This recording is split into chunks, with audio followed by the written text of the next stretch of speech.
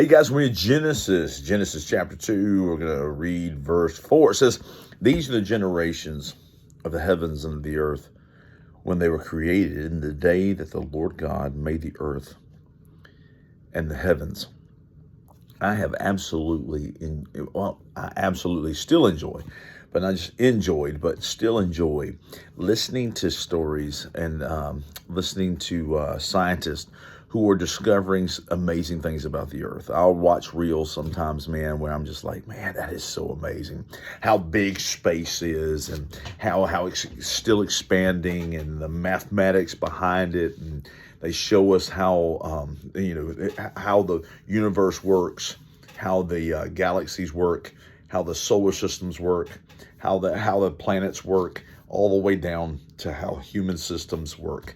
And in each body. It blows my mind, and I love watching it. Why? Because it is so intricate.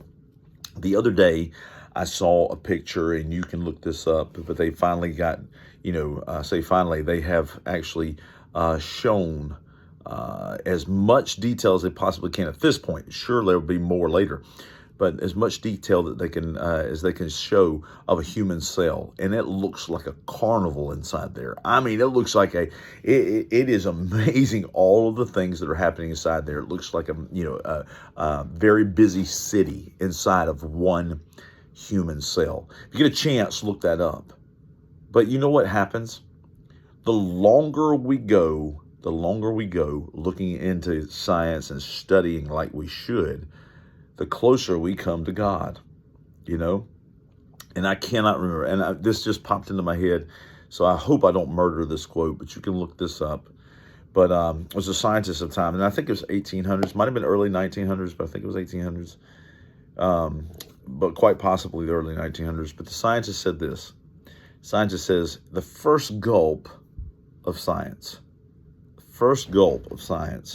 will make you an atheist, all right? But at the bottom of that glass, at the bottom of that bottle, if you will, is God. Like, you first start drinking it, and you're like, man, we can figure this out, and this is all this, and we got the mathematics behind it, the physics behind it, and all that kind of thing. By the time you're at the bottom of the bottle, you realize there's no way this could have been done except by someone who knew what they were doing. It was a creator, and there was a creator involved. So what people see as simplicity when we say the Lord God made the earth and the heavens, we see it as a simplistic statement in many cases, and we're like, that's just too silly. Of course, that's not the way it happened. But you can't explain that. You can't go all the way back and explain, okay, how did it all begin? You can say, oh, well, I've got a theory. But even then, you have to have something that causes it.